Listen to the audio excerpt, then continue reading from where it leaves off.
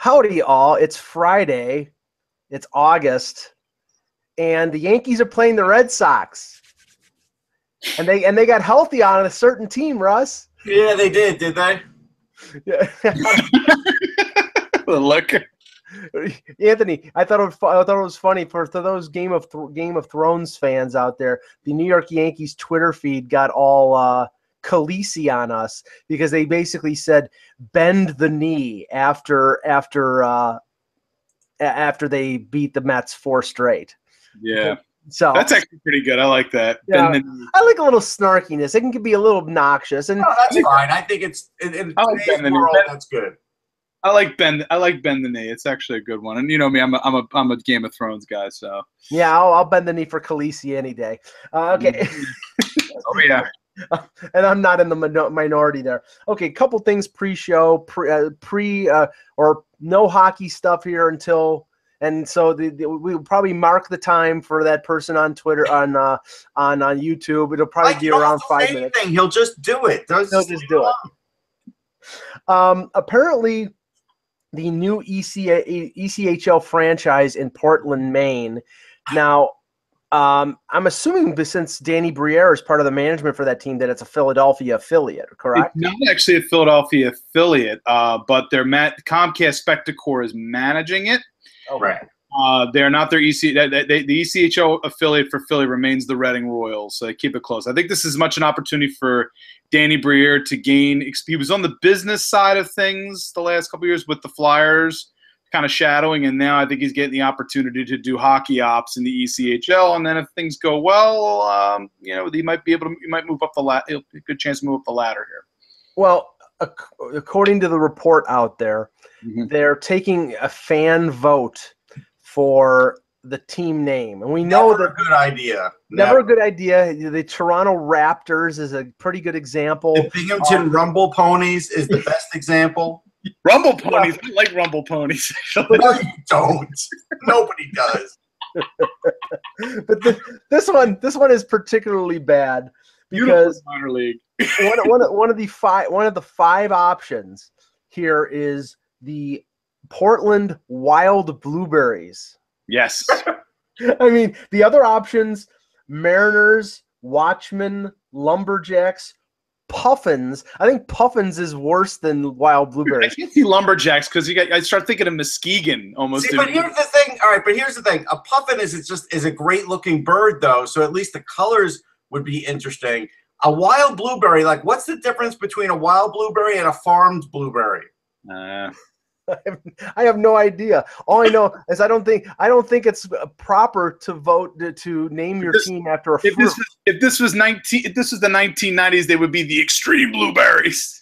That's true. You know, I gotta tell you, the Mighty Ducks of blueberries. Willy Wonka and the Chocolate Factory ruined blueberries for me for life anyhow, so it didn't matter. Oh yeah, Veruca Salt. Now. I'm not going to comment on the most boring preseason football game in recorded history. Between no, but everybody in Philly will. Well, between the Philadelphia Eagles. There'll be analysis into paralysis. Really? Well, the only analysis that's coming out of Buffalo, Anthony, is the fact that Tyrod Taylor sucks, and because he was terrible yesterday, and now we got a glimpse into what Tyrod Taylor will be like without any receivers, because without Sammy Watkins, he basically has none.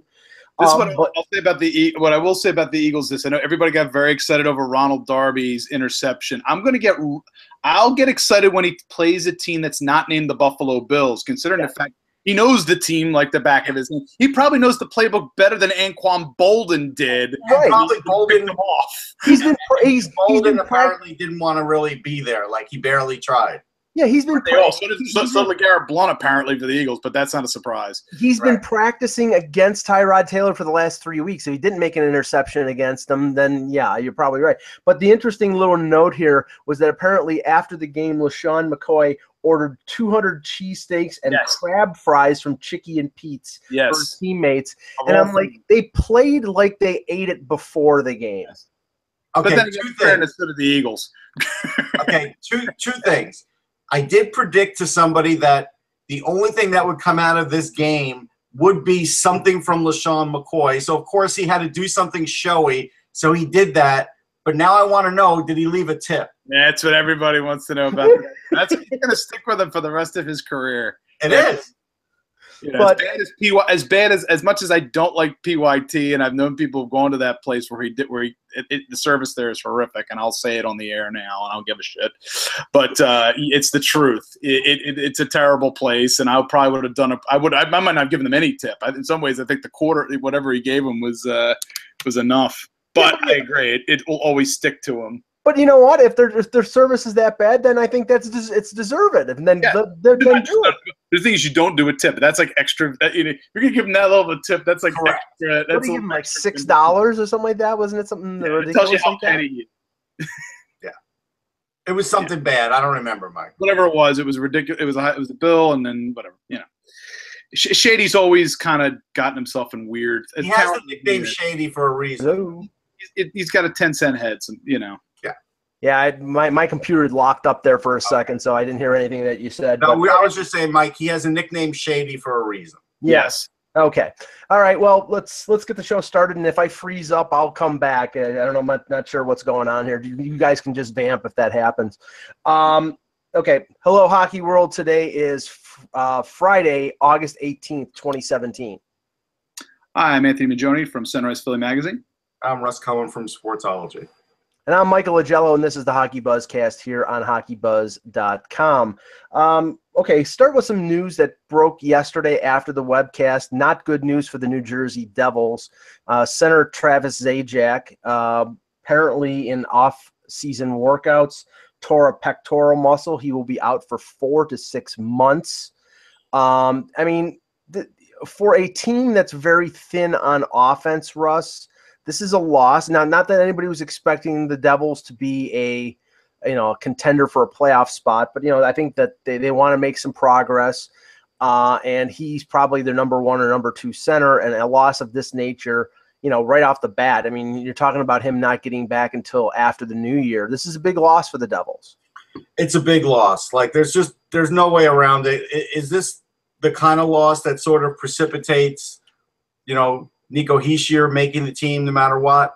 I don't know. I mean, Shearer's been pretty good in the past with young talent, and so I think Hischier's still going to have to prove himself to some degree, but I think they'll be leaning towards that. Another possibility is maybe Blake Spears taking on a bigger role this year. I think he's close to breaking out for them. We'll see. I mean, he's a young guy, but he's got a great shot. Mm-hmm. He's 20 right now, but they're going to have to look at other options like that to sort of make up for the missing offense of Zajac, which, to be honest, his offense hasn't been great in the last year or two anyhow, but everything else that he does is valuable for them. Yeah, he scored 45 points last year, but it was, he had 2 years of over 40 points after a really bad year. I think he was around 27 or 28 3 years ago. But Anthony, to that point, I mean, they're not a team that's got a lot of scoring. It's Taylor Hall, it's Adam Henrique. They bought out Camilleri, so that they brought in Johansson. They're going to struggle. I mean, again, Zajac is kind of one of those glue guys in their lineup that, again, if you put him in, the domino effect is much better, obviously, for New Jersey in this case. They're going to feel. I think they're going to feel beyond just the offensive department in this circumstance, and it's going to put, as Russ said, it's going to put even more of an onus on Nico to start, and that's making the roster and everything. And it's a tough nut for New Jersey if they're trying to put their best foot forward here to start things. Now, I mean, both of you thought that Hischier was going to make it. Yeah, the way it's between the jersey number, between the fanfare of then giving him number 13 after he wore 33 in developmental camp, signing him to the contract, he's going to be there. At this point now, unlike in Philadelphia where we think Nolan Patrick's going to make the roster, Hischier's pretty much at this point now, it's almost a slam dunk that he will be getting his trial by fire this year. Russ, the one thing I look at New Jersey and with a team like Toronto, when they got rid of most of that veteran core, they got rid of Phaneuf, got rid of Kessel. They wanted to basically start that team over with a bunch of players around the same age group. And if you had one guy who was sort of out of time, like a guy like Kessel or Phaneuf, who was in his 30s with a bunch of 18 and 19-year-olds, they decided they wanted to move that guy out. The one guy who sort of stands out with New Jersey, they have a young defense. They have to build up their defense. They have basically a young forward group with the exception of a guy like Zajac and, Taylor Hall is, I think, 25, is Corey Schneider. And Corey Schneider's 30 years old. By the time this team is ready to compete, is he going to be too old? No. I think Corey Schneider goes for another 5 to 10 years, depending on injury. So I'm not worried about that. Another guy who could be a factor here is John Quenneville, who is a natural center. And he is a big guy, and he really does have a great leadership ability to him, and he's a good guy in the locker room. A lot of players like him. He only played 12 games last year, but again, he may get a long, hard look, too, at trying to fill that a center spot. I mean, Henrique will be their number one guy. Russ, also, Johansson, I believe, also played pivot for the Capitals, right? So he's kind of swung out to wing, played center. Yeah, so he's probably another one that they're going to probably look at. I think he's going to be a candidate at least to be potentially fill in until Zajac returns. Yep. Or may give a bigger role to Pavel Zacha. I mean, because Zacha, really – they got to figure things out with Zacha, too. Yeah, I don't know what position they want Zacha at. He's another one that they swung out to wing when he struggled during the season. I know he spent a good bit of time. I mean, he's in Jersey. I know at developmental camp, I remember we kind of spoke with Sarah Baker, and she mentioned to us that their developmental camp it's not as much about on-ice stuff as it is about off-ice stuff. But you have to think he's been working on skill sets throughout the summer to play center, and this may be where that gets put to the test, where they may play him at center. Yeah, they have other options. Like, I mean, look, we didn't look at them as a playoff team anyhow. Right. So they'll get by. Now, with the signing of Draisaitl earlier this week, the onus. Did he sign? I didn't see that. Did the NHL send out that signing on the app? Yeah, I think so. I may have missed it, Russ, but I think I got it. But the focus is now shifted east to David Pastrnak, and there was a report in the Boston Herald this morning that the Bruins have offered Pastrnak 6 years at $6 million. They are sticking to, and this is Russ. This is why I think this is going to get. It's going to get to the point where there might be a holdout. They're trying to get Pastrnak slotted underneath Brad Marchand, Brad Marchand took a hometown discount to stay there. So I don't think Pasternak's taken 6 years at $6 million. He's got no leg to stand on. If he wants to not play this year, that's up to him. But I got to tell you something. If he was offered that, he should have signed already. Mm-hmm. I mean, seriously, this is really good money for the kind of production that he has done. It's not like he's done this for more than 1 year. He's done it for 1 year. We'll negotiate a bridge deal. Negotiate a bridge deal. Let's do like a 3-year deal. That's right. That's if Boston is that concerned about making sure that he doesn't make more than Brad Marchand does, and I get that from Boston's perspective. I do too. Yeah, but they've got to figure that out. Well, I mean, from all indications, they will. I mean, this is the thing. It appears that Boston wants to get him locked up on 6 years or more. Sweeney came out and said that. Ownership came out and said that. But they're not offering him the kind of money that would get him signed for long term. So, right. So if they settle on a bridge deal, I think it's going to be a bridge deal along the lines of what Kucherov got. It's going to be a bridge deal like 4.5 for a couple years. And to me, that's risky for Boston, because if he blows up and he scores 30 goals again, I mean, they're playing with fire. Then they have no leg to stand on when he asks for $7 million or $7.5 million a year down the line. But then again, you're also, if he's at that production and blowing up at that level for several seasons, you look at that and you go, okay, that's now worth us making that kind of a commitment. So I don't know if it's playing with fire. It's basically saying, show it to us for a few seasons here, and then doing it. I think they should have gone bridge probably from the beginning if that was that much of their concern. But that's I do too. I mean, but again, from the kid's perspective, like, again, I see these things online where everybody's like, well, he should get $7 million. He's earned it. Has he? I mean, this is the debate in my mind. Like when some of these young players, it's like when you have veterans on a team like that, they're smart enough to know, hey, we signed our deals a year or two ago. We may not be the highest paid player, but they don't want to be trumped pay-wise by a really young guy who's like 20 years old. And I completely get that from Boston's perspective. And that's a tough spot. And that's why if I'm Boston. And it's a concern in the locker room, too, because Marchand's put in his dues, contributed to a cup winner, all that. And then a guy like that gets trumped salary-wise by a young kid who just eclipsed the 30-goal mark. Yeah. That's gonna be tough to swallow in the room.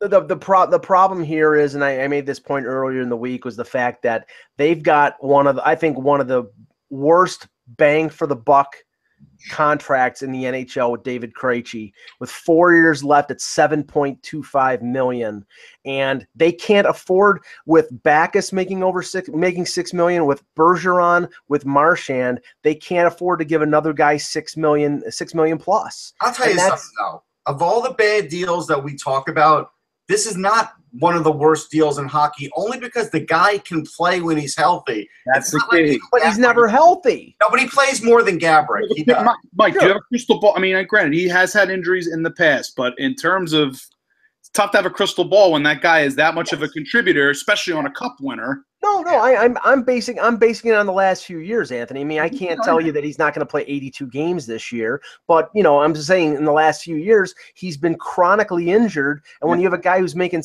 over $7 million and he's not in the lineup, it kills you. No question. But if he was making $5 million, we wouldn't even be talking about it. No, but he's he's the top salary on that team, and I don't think it's that big a deal. Like last year, he still had 54 points. Yeah. He had 23 goals. Now, one update, because you mentioned Gaborik. It came out, I think it was yesterday, and Rob Blake made some comments about Gaborik that apparently whatever problem he's having, it was not addressed surgically, but it doesn't sound like he's going to play at the beginning of training camp. To me, Russ, this sounds like Gaborik is going to be sort of Marian Hosed. He's going to be. Here's the new thing. Here's the new trend in the NHL that I am not a fan of. He had a non-surgical procedure. Right. Okay. Is that a massage? Yeah. Like non-surgical, like Anthony is more into the surgical world than I am. But to me, a non-surgical procedure is, you go to a chiropractor, you go and you do get a massage, you get cryogenic therapy, you go to the, but once they go into your body, even if it's just on a call, not on an on-call basis, but on an out-of-hospital basis, to me, it's still surgery. And it sounds like he had something done. Yeah. Just a note here. Didn't they say it was ligament and... Yeah, ligament and cartilage. Cartilage. There's something got done there. Something got done. Yeah. Now, just because I know we'll get comments on it. David Krejci did play 82 games last year. He had 23 goals, 31 assists. Previous year, he missed 10 games. The year before that, he missed 35 games. So we're talking about not a guy who's like out of the lineup all the time, but for a guy who's But point production wise, you can actually make your argument less on the health aspect and more from the we're paying that much money for basically second line center production. Right. Therein lies a definite argument. Yeah. And he's 31 years old, and obviously, with the exception of very few players, when you're over the age of 30, your production is going to start to decline. So if it declines, 65 to 75 points every year. Right. If he does that, then there are no complaints. But if he declines from, you're almost you're approaching point, not quite point per game, but 0.75. You can make that argument. Right. Okay. Brief update here on the two most sought after UFAs, the college UFAs. The Will Butcher update. Sportsnet is reporting 5 teams are in: Vegas, Pittsburgh, Buffalo, who he's met with, Columbus, and New Jersey. Surprisingly, Chicago has not reached out as of yet. Neither has Detroit, Toronto, and San Jose. But it's neither of the Rangers and the Denver Post thought they were reaching out too. So, and I thought they might too. Mike, give that again. It was Vegas, Columbus. What were the other two teams? Vegas, Pittsburgh, Columbus, New Jersey, and Buffalo. 3 metro teams. That's why I think this goes another week, and those teams will reach out next week. Yeah, I mean, it could be just that, Russ. It could be the fact that. Yeah, so I would be surprised. So if you're handicapping this, Mike, at the moment, if it's those 5, I would, my opinion. Pittsburgh. Columbus is a lot. Pittsburgh, you would say Pittsburgh's the team? I'd say because Pittsburgh. That's a mystery of with college free agents. I could say they're definitely in the mix there. Jersey, I think, is in the mix too. Yeah. I would say Columbus out. They got so many guys. They got so many defenders. Yeah, Columbus, I think, is out. And I see the thing is, Buffalo has a lot of defensemen. Yeah. They just don't have a lot of good ones. Yeah. I mean that's the. I mean right now Buffalo's got Ristolainen, McCabe, Scandella, Antipin, Bogosian, Georges. I mean they're packed at the NHL level. I know the negotiation said that he wasn't necessarily looking for an NHL job right out from the gate. Come on, we know that. Right. Come on. Right. No, but here's the thing though. If you are willing to play in the AHL, you still want to be with a team that's semi-close to the pro team so you can hang out with the pro guys, practice with the pro guys. Like New Jersey has that set up. Yeah, New Jersey, Vegas does not. They got Chicago. Right. And Rochester is not the ideal setup either. Toronto is in Toronto. Yeah. So I mean, Kevin Allen on his podcast today was making the point that, for Butcher going to Toronto because of the availability. I mean, their defense, the second part of their defense is not deep, it's not going to be a big challenge if Butcher is as good as people think he is. He was good at that level. We never know how he's going to be when you put him with NHL guys. Right. But if he is as good as people think he is, then probably by the end of the year, if he started with the Marlies, he would probably be in the NHL at the end of the year or next year. So I mean, look, Mike Riley looked really good too, and he has struggled. Yeah, he still hasn't broken in with the Minnesota Wild. Alex Kerfoot, the other one, the reports are that he's been talking with the Canucks, even in spite of the fact that a couple weeks ago they said the Canucks were out of it. Yeah, but the Canucks is like the easy conversation. Like that's the Devils. Ray Shiro said he's very interested in him, and there was a report earlier in the week about the Rangers, but I haven't heard anything since then. Russ. I don't know if the Rangers have spoken to him. Right. And Dominic Toninato, who was another prominent one, signed with the Colorado Avalanche earlier this week, and That's it was funny. Good signing for them. I mean, just to build some depth. Yep. Yeah, it was, and it was funny because, and I wrote about it yesterday. Is that the Leafs offered him a one-way contract, an entry-level deal last summer. He turned it down so he could go back to Minnesota Duluth, who got to the final game. Yeah, they were good this year. They were very good this year, and then after he turned pro, they didn't have enough contract space to sign him, so that was a problem. Yeah, look, he's going to get opportunity in Colorado, so that's a good sign for him. Yeah, it is. Okay, let's play a little game here. I'll call it the educated guessing game here. I got a number of situations here. Wait, but you have the highest education of anybody on this show. It's really not fair. Careful. Hold up. What do you got, Mike? Because this one I need to hear about. Go ahead. I think Anthony's got me beat because he's a teacher. Does he? He has to have a master's degree. I finished my coursework. Actually. There you go. I finished my coursework and for my master's, but I didn't complete my thesis, so I still do not have my master's. So Anthony's got me beat. Anthony's got you. All right. Okay. So he's more educated than I am, but I'm smarter. That's smarter. Okay. Starting off with what Eck reported just before we started the show.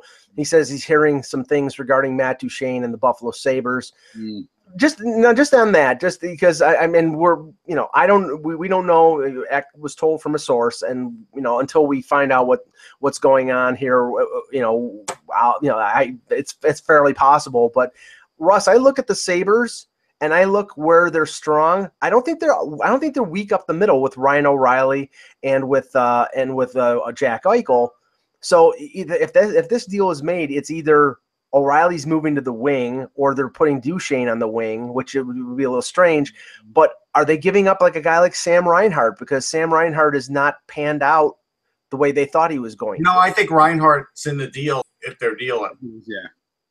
That's what I think. And while that may seem unfair, it might be better for Reinhart if he were to play in Colorado, because he could play more of the role that he was really supposed to play but never really got into because he wasn't playing up to par. Like now Buffalo seems to have like surpassed him a little bit in talent, where he needs a little more time than some of the other guys that have elevated. And I think when O'Reilly got brought in, it did sort of leave Reinhart askew a little bit. So I think this would work out, but clearly Buffalo's going to have to put in more to get Duchene.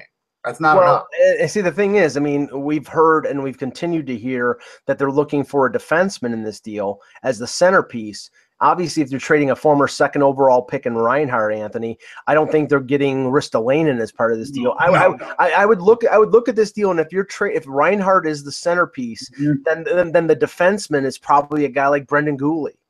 Yeah, I would think so. There'd be something along those lines. I'm still, again, that has the source. I'm still convinced that the best trade partner for Colorado for Duchene remain. Go ahead. Save it, because that's part of the guessing game here. Okay, fine. Okay. So I would agree with you on that. It would have to be a secondary defensive prospect, I think, in this circumstance, if you're including Reinhart. Okay, so let's rule out Buffalo as part of the guessing game here, because we already talked about that. Where will these players start at the beginning of the regular season? Okay. First one is Matt Duchene. Pick two teams, the most likely that you think Matt Duchene will end up. Okay, I'll go first. I'm gonna say Columbus. I've stayed with Columbus pretty much all summer. I'm still staying there. Okay. And I think Nashville's a chance too. I think there's a chance with Nashville. Okay, Russ. I am going to go Colorado first. So you think he's staying? Okay. And the Arizona Coyotes second. Okay, interesting. I will go with the Islanders, because I still think that there's something there in terms of them making the move to convince Tavares. The other one I think is Carolina, because Carolina, I think they need a center. I think they're a good forward away from being a playoff team. They're stacked with prospects, and they're stacked with defensemen, especially. Prospects are stacked. Yeah. It might take a Hannafin to get Duchene, but that might be something that they would be they would be willing to do, since they've signed Slavin and Pesci. Fleury. What about Fleury? Well, if I'm Sakic, I want Hannafin over Fleury. But I don't know if I see Carolina wanting to, although Slavin's moved up the ladder so much for them that maybe they consider it. But considering the offers that they were rumored to have gotten from Boston before they ended up taking, remember how they were starting. Hannafin doesn't want them, right? So if that's the case, then he might go in the deal. That's the key, yeah. So, right. But I think there's a few guys in there that they could be a potential match. I agree with you, Mike. Okay, Thomas Vanek. Now he scored for Detroit. He got traded to Florida. He didn't do well at the end of the year. He's still out there. We've talked about him last week, about him maybe being a one-year contract or a professional tryout. But where does a guy like Vanek fit in best? Give this one to Russ first. Of course you do. I got the first one last time. I'm gonna go Anaheim Ducks on a tryout. Ooh. And I'm going to go for tryouts. I thought we were saying we're going to end up, and I thought this was to end up. I mean, because I can't tell you he's definitely going to be signed, but all right. Okay, that's. I'll go Anaheim Ducks and his living room. Jeez. Okay, I'll even though it's counterintuitive, I'll say Detroit, because he did so well there. Sort of like a little Daniel Winnick thing. He gets traded from Detroit, and then he goes back to Detroit. How about the Chicago Blackhawks? I mean, if he wants to win, and if he's cheap, if he's lower than the $2 million bucks, he's got to get real cheap for them, and I don't know if he will. I think they got the option there where I think there's a decent, if what's name really plays well in camp, the Brinkett, I think there's a decent chance that that's his spot, and he's going to be relatively inexpensive, in the circuit. Sure. Your guy. So, for me, Mike took it right out of my mouth. Detroit, I could very well see Detroit. The problem that Detroit has again is just they're so over the cap here. They'd have to figure things out in terms of getting it to work. Beyond that, could very well be if he can't find a spot there, he could end up in Europe. I think he ends up in. I mean, he may not have a choice. I mean, Florida, maybe an outside chance, but Florida's in vacation. You had him already. Yeah, I don't think he's going to go to Florida. Not based on Florida. I can't. I'm trying to figure it out and going. It's maybe the LA Kings if he's cheap enough, if they need a replacement for Gaborik. Something like that. Possible. Well, boy, they're going to be real slow foot then. Oh yeah, the terrible. I'll go first on this one because it's a little out there, but Jerome Iginla, who. He did not play badly in the little window at the end of the year with the Kings. Where is he going to be at the start of the regular season? My NHL guess will be Calgary. Sort of put the capper on the career, and the young team. Maybe they need the veteran guy. And my sort of out there pick would be Hockey Canada, meaning getting ready for the Olympics. Yeah, I would agree with you, Mike. I think I've been kind of targeting when we discussed Yager in Calgary on previous shows. I was kind of saying in the back of my head, why not just bring Iginla back then if you're going to do that? I mean, he's got so much history with that organization. So yeah, I'm going to go with you, and I'm going to say he ends up either in Calgary or not signed. I think I have a tough time matching him up any other place. So I think it'll be either not signed or in Calgary. Ross? I'm going to go Calgary or New York Rangers. Ooh. And I'll tell you why with the Rangers, because if JT Miller has to move to center, they may have a spot on the wing available. Glenn Sader, if he still has some pull, has always wanted Jerome Iginla on his team. Okay. All right.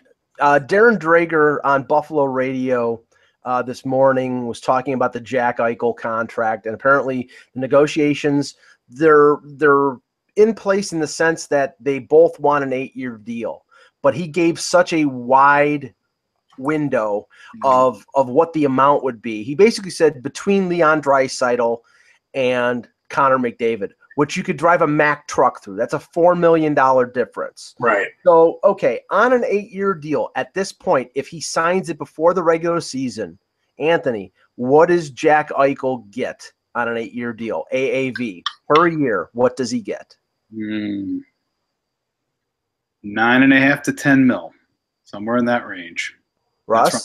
Somewhere in that. See, I'm giving him 8 for 8. You want to sign? That's what I'm giving you. 8 for 8. If you want to, the thing is, he's there for 8. If you got to show commitment that he's your franchise guy. 8 million's commitment. He's the highest paid player. Russ, he's not taking the money. This is the thing. He's not taking the same deal that Ryan Johansson took or Phil Kessel took. But here's the thing. Okay, again, we get to it. Is he better than those guys? I think he's better than Johansson. I think so. I don't know about that. Well, that's where our valuation. It's close. I'm saying it's very close. I mean, I think 9.5. I think it's reasonable. I think he's higher up on the ladder than Draisaitl. I think 9.5. I think not. If I want to say 9 to 10 in that range, but I'm in all likelihood, if he's your franchise guy, but you want to keep it relatively in an area of affordability, 9.5, I would go with. I mean, I love Jack Eichel, and I know he's going to score more points than last year. But again, when you're getting into that territory he's getting into, I don't want to give him $9 million yet. I'd rather see. I would rather see what he can do, and you know what? I would have gone with you on that before the Draisaitl contract. I would have gone with you on that before. Well, that's the whole thing. The Draisaitl contract happened. Okay, but here's the thing. All right, so this is where Russ the GM looks at things and says, and Russ the GM's a good GM. You can look at my fantasy team. I was a last place team. We're moving on up. He's better than Doug Risebrough. It's a salary cap league. Ask Shane Malloy. Anyhow, he's in that league too. And so is Ainsley Scott. Anyhow. Okay. But all right. If I'm looking at that, just because Draisaitl got that contract, it didn't make Jack Eichel any better. He's still the same player. And if I think Edmonton – hold on. If I think Edmonton paid a little too much for him to lock up the 8 years, doesn't mean I have to follow suit with that. Well, and see, Drager agreed with you. Drager said that basically he doesn't think that the Draisaitl contract has any effect on the Eichel contract, and I think you're both insane because when you're – I didn't say it didn't have any effect. I'm saying this is Russ the GM looking at things saying I wouldn't let it affect me. Right. Well, but the thing is, it's going to affect this situation because the Edmonton Oilers are paying $8.5 million for a number 2 center.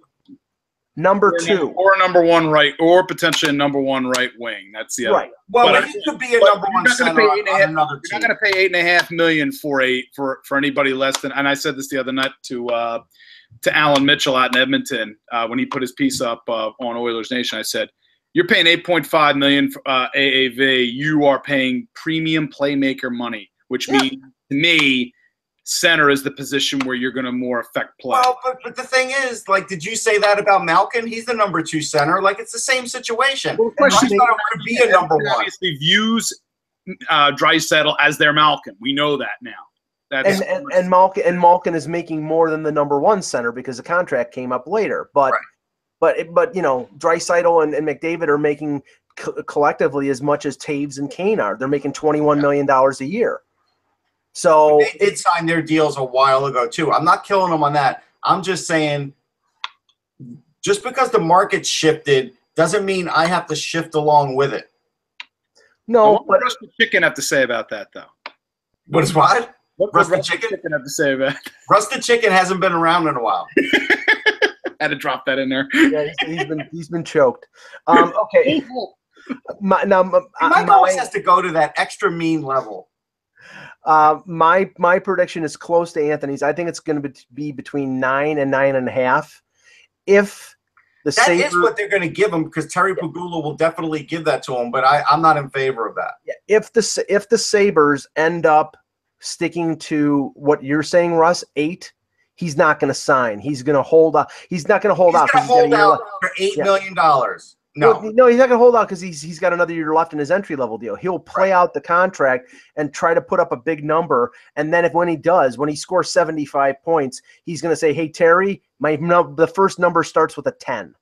And I might be okay with that, and that's fine. Yeah, but this is where it's beneficial for the Sabres to be proactive and get him signed now. You save yourself money. You know what? That's a 50-50 shell game. He could get hurt. He could score 75 points. But you know what? I'm looking for overall consistency for a career. I love Jack Eichel. I want to see that. I'm giving you 8 now. If you want more than 8, then yeah, go out and earn it. I'm fine with that. Okay, two more quick hitters here on the educated guess game here. Who is the least likely to finish the season with his current team? The choices are John Tavares or Ryan Nugent-Hopkins. Anthony. Oh, the thing is, Nugent's got what? He's got his contract is $6 million per through 2021, through the 2020-2021 season. Yes. Problem again, they don't. That's a real tough call because again, you got to see where Edmonton is at. If they're in the thick of it and they're making a run for the cup and they're amongst the top teams in the Western Conference and Nuge is contributing to that, it's tough to move him in that. It's tough to move him. I think in many ways, it makes Tavares in some ways a little bit more likely to be moved if the Islanders are slipping versus Edmonton when they're going to be had the potential to be contending as much as they are. Doesn't mean I don't think both of them are going to be on different teams before long, but it does mean in this circumstance that I believe that as much as I think Nuge, if he gets moved, would be moved next off season. Yeah, probably at that point. If the Oilers and that depends, and that's regardless of whether or not the Oilers win the cup this year or not, I think they have to move off of him, regardless. Because again, if you're paying $8.5 million for Leon Draisaitl, he's the second line center. So where's Nugent Hopkins? Certainly not your third line center. He's got to be in somebody's top 6. So So That's you're fine. saying Tavares. You're saying Tavares. I'm going to say Tavares. Yeah, more likely Tavares because of the Islander situation. Now, I think Nugent Hopkins will be the one that will be on a different team. I don't think the Islanders move Tavares at all. I think it would be a PR nightmare. I think even if they move Tavares and all the Islander fans say, hey, maybe he'll come back, whatever, and that's possible, he might. Right. It's a PR nightmare because I'm telling you, a lot of fans will react badly to that. Yeah, I see Russ's point. I think there's a better chance that Nugent Hopkins gets moved before the trade deadline. Depends on what they're looking at in return and what their needs are at that point as well. Right, that's where I'm looking at it there. I've been on thinking that Nugent's going to be getting moved. It's just a question of the circumstances, and if they're doing really well, all things considered, then Anthony, here's the recoup part for the Islanders. If for some reason after the season there's a bit of a breakdown and they don't think they could sign him, then they could trade his rights. And that team that wants to have that negotiating window, which there will be a team, and there might be a couple of teams, will give a pretty good, they'll give a good draft pick.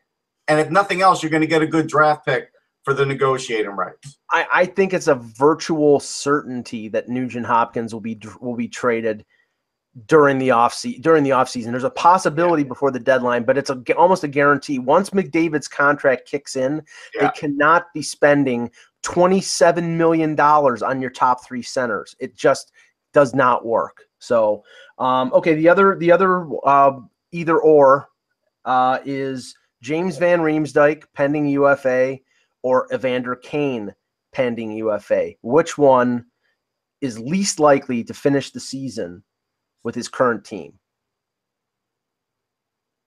I'll let Ant go first. Kane. I think there's a decent chance that Kane. I think there's a. Give me the first one again. It was Kane and JVR. Oof. Okay, that's a tough. Again, the good.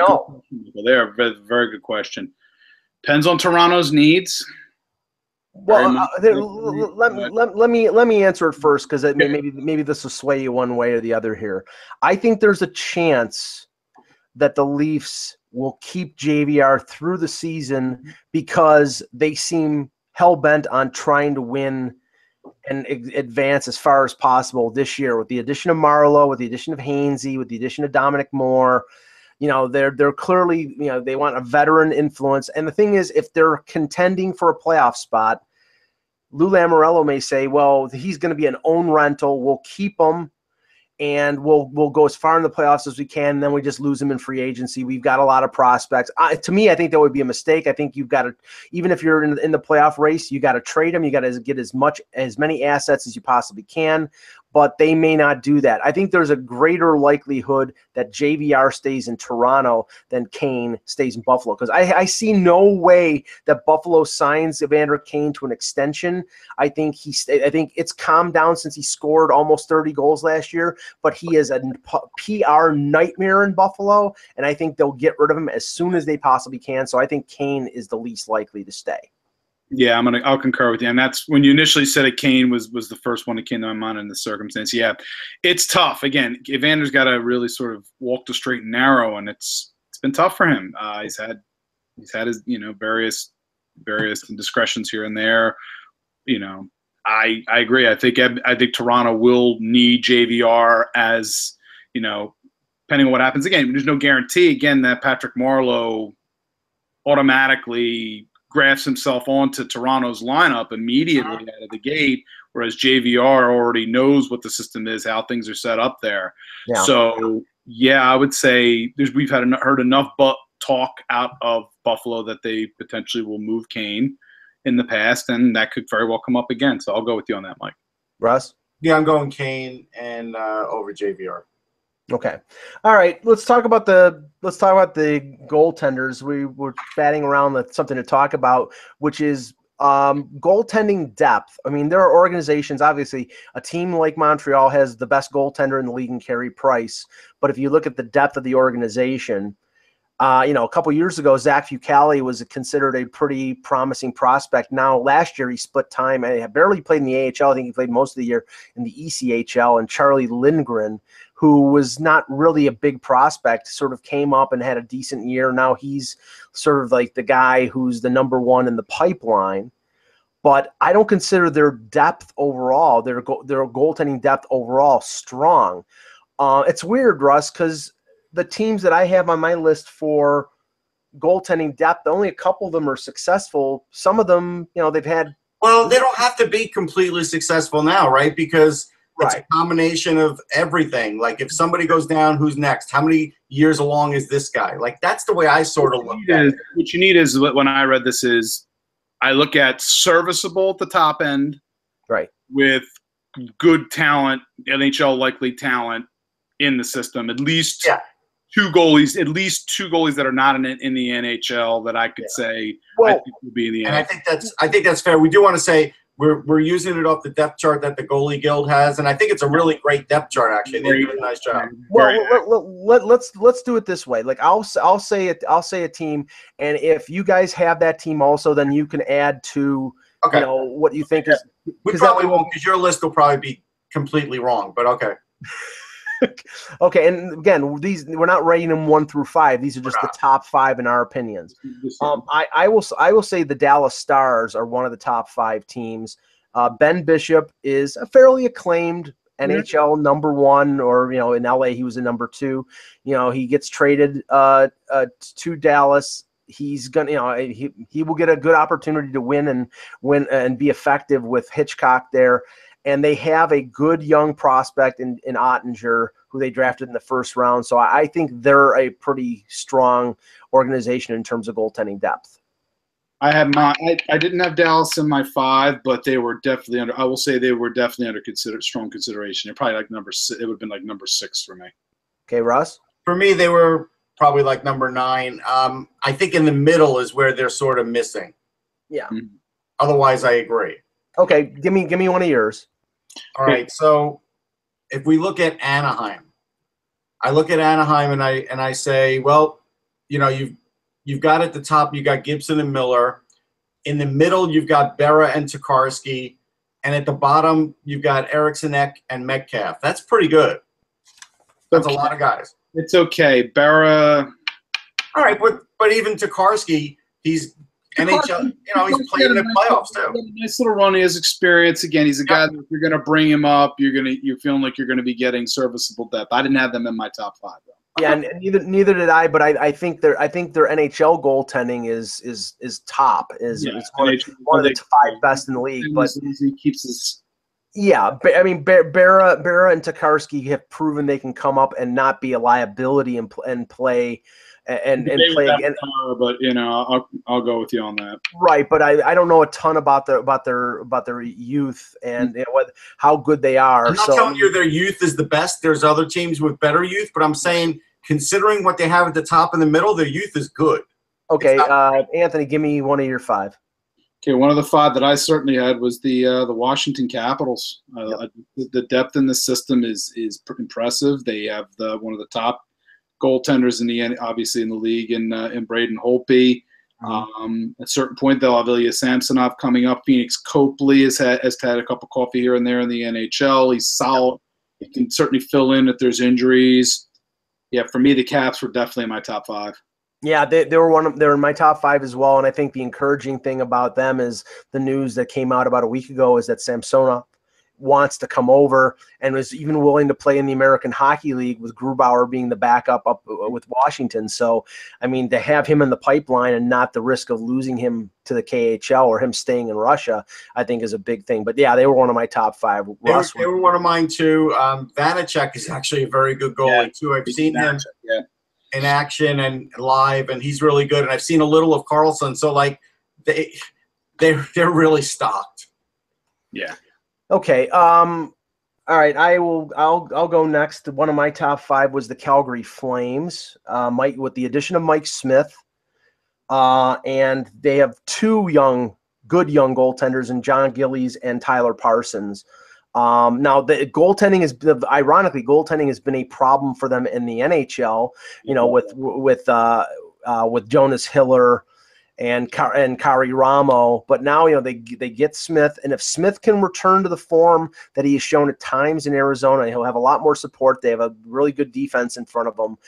Then at the NHL level, they'll be pretty solid, and they have Gillies in the AHL along with Parsons. I'm not sure where Parsons is going to probably start in the American Hockey League as well. Maybe they deal one of those guys to give the other one a lot of the playing time. But I think their overall organizational depth is strong. Russ, did you have them on there? I have them. They're in my top 5. And also, Mason McDonald, the only reason he's playing in the ECHL is because they have so many goalies.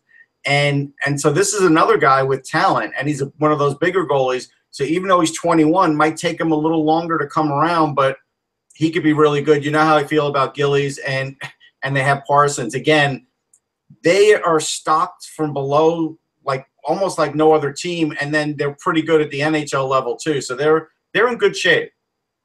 Anthony, did you have them? Again, top 10, certainly knocking on the door of top 5. Much like I think Dallas, they could probably flip flop them on the fringe of it. I don't quite have them in my top 5. Okay, Russ, give me one of yours.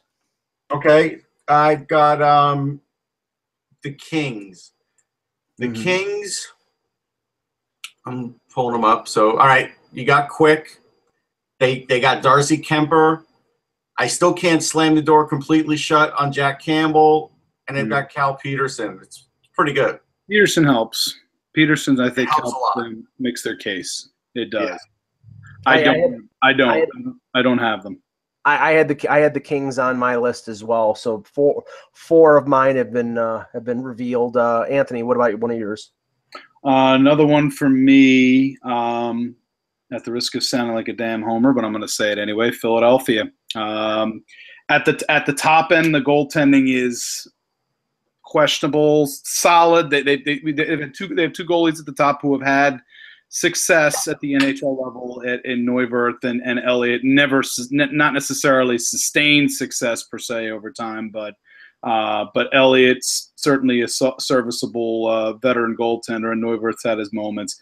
It's when you get into the system itself where you got 2 goaltenders in the system in Carter Hart, and deeper in the system in Carter Hart, and along with Felix Sandstrom. Sandstrom, the case of he's got tremendous athleticism, but he has to work on the mental aspect of things. Whereas Carter Hart, 2-time CHL goalie of the year for Everett.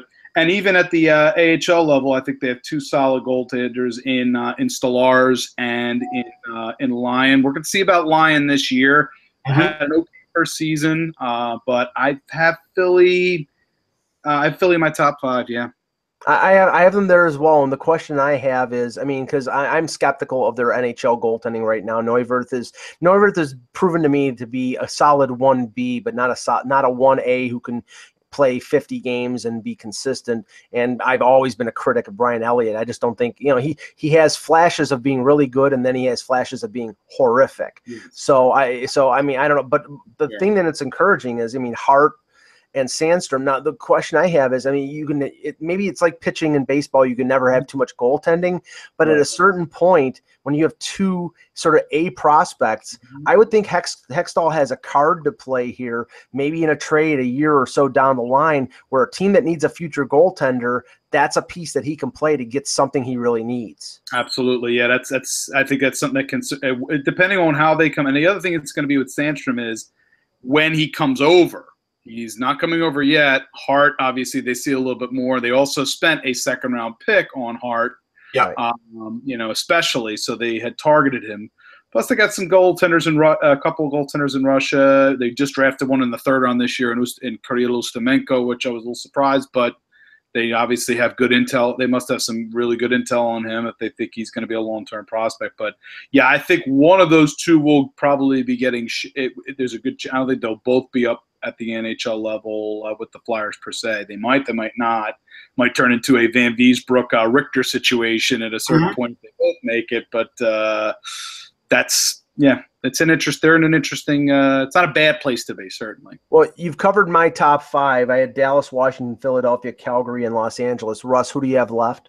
Well, I'll just say this: based on the way I see Ron Hextall working, I think they will have a Richter Van Viesbroek situation before he makes any deal. It just seems to be like that's the way he wants to do it now, because because the Flyers have always sort of left themselves without that other guy, he likes that other guy to push whoever it is at the top. So I think that will happen. Actually, my top 5 is done. My top 5 is done. My other honorable mentions were the Oilers. I do like now what they've done. I think now that we have a better idea of what Cam Talbot is, Brassard's pretty good. He's going to be a good backup. Stuart Skinner could be really good down the line, and Dylan Wells is a pretty good goalie too. So I thought that that's pretty good. And for all the nitpicking that we do sometimes with the St. Louis Blues, I mean, I still really like what they have in the system. I am still a fan of Bennington. We know Eck is a fan of Carter Hutton. And Evan Fitzpatrick, I like Evan Fitzpatrick a lot too. He's another guy with some size. So that's another team that, they're covering themselves. Anthony, you've got a couple left in your list, I think, right? I actually had 3, I think, altogether. Not counting. Let's see. There's the 2 I had initially. You guys was the Flyers and the Caps. Right. Well, one of the. Good. I was gonna say one of the teams I had as an honorable mention was the Islanders. I don't know if they were one of the. Now the thing is, they're similar to the Flyers in the sense that the goaltending at the NHL level is questionable because Greiss and Halak is inconsistent. Right. But I like Sorokin and Soderstrom are 2 really good prospects. Yeah, the other ones that I had, and I could see that I would certainly put them in top 10 for me. I had the Blue Jackets because again you've got the absolute top end in goaltending, I think, in Bobrovsky. But there's they have a few other goalies in the system that I'm certainly. I think Korpisalo is a good backup, and I think there's some other elements to that system. There's the one Russian goaltender. I was reading it earlier. I was just on the tip of my tongue. He may or may not come over, but he's been very good in Russia. So he was one. Boston was another one for me. I like, Rask, Khudobin, and there was a few. I think Subban, has a chance of being an NHL goaltender as well. Malcolm Subban. We'll see. Zane McIntyre as well. Zane McIntyre, exactly. Zane McIntyre. And I kind of went back and forth on this. There's some guys. This is where it got real tough to fit the Devils. There's some elements to the Devils that I do like. Schneider. No, I'll sign on for that. I'll sign on for that because I think Mackenzie Blackwood was very impressive. I'm a fan. Yeah, I like Blackwood a lot. And I like Wedgwood too. Wedgwood, I think, can be an NHL backup. I don't know if he's a starter, but I think he's in NHL. I think he can be in the NHL. Just he may not find that job in the Devils organization, but I think there's a chance to find a job somewhere. And apparently a goaltender who really stepped up was Ken Appleby. I don't know a lot about him, but they liked him last year, and he got some playing time. So I mean, they have 3 prospects, and they kept Kincaid. They signed him to a 2-year contract. Going back to Columbus for a second, though, it's like, and I agree with you. You named Korpisalo, you named Bobrovsky, but you didn't name the guy that I would completely ignore, which is Anton Forsberg. But he's still even within the organization. He didn't even have him on the depth chart. When I was looking at Goalie Guild, he didn't even have him on the depth chart. Oh, no, wait. He's Chicago. He's part of Chicago. I knew he wasn't there. I remember this wasn't there anymore. So he's addition by subtraction, Michael. He's burned into my brain as a Columbus Blue Jacket because I remember him giving up so many goals when he was a Columbus Blue Jacket. Mm-hmm. Oh God! So that was. So my top. Columbus definitely my top. So my top 5 again ended up being Caps, in no order: Caps, Boston, Columbus, Flyers, Devils. Those are my top 5.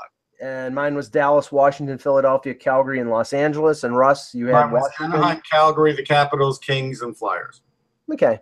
All right, guys. Good show. Our arena food. We're not talking arena food. Oh, God. Yeah. Okay. I'm up for that. Yep. Come on, we gotta. Okay. No. We got it because food is take a minute. Mm-hmm. Food is an important part of my life.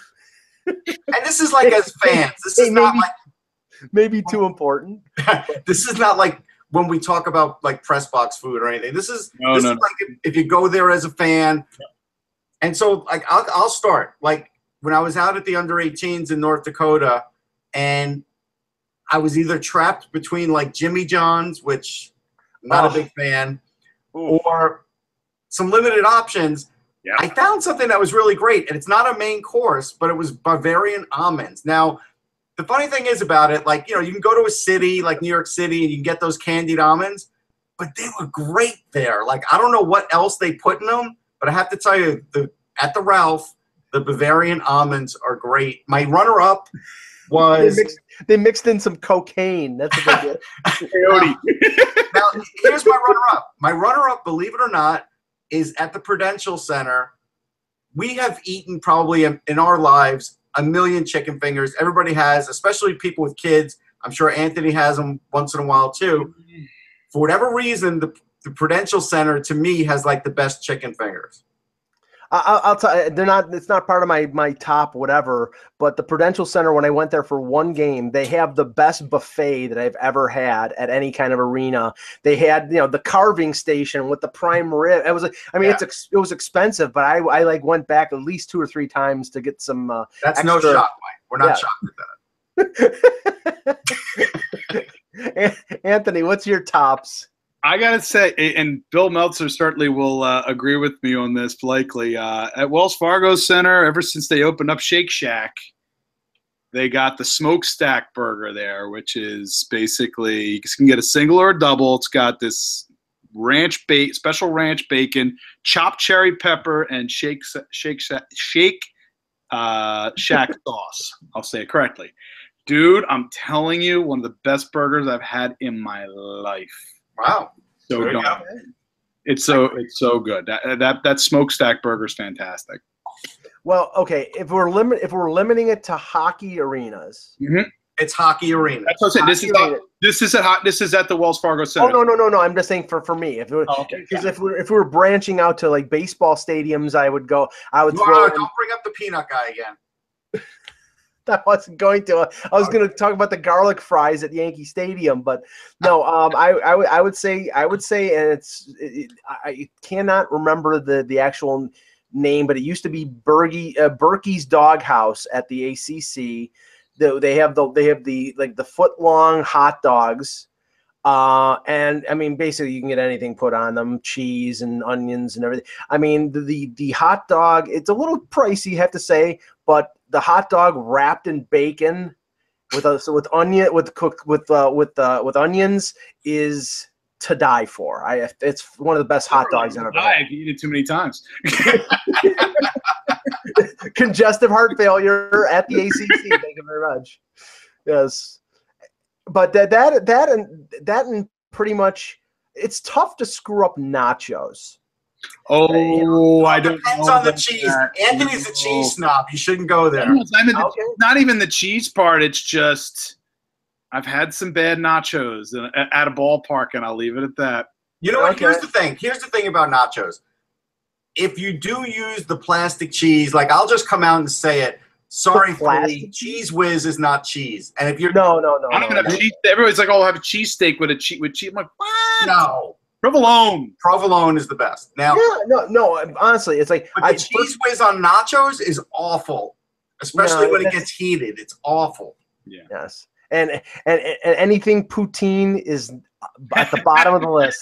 No. Don't smoke. My son will disagree with you. Yes, Anthony's son is a believer. Out of the mouths of babes. Okay, guys, great show. We will be back on Monday with another edition of the Hockey Buzzcast. For Anthony Mangione, for Russ Cohen, I'm Michael Agello. Thanks for watching. And remember, without the buzz, it's just hockey.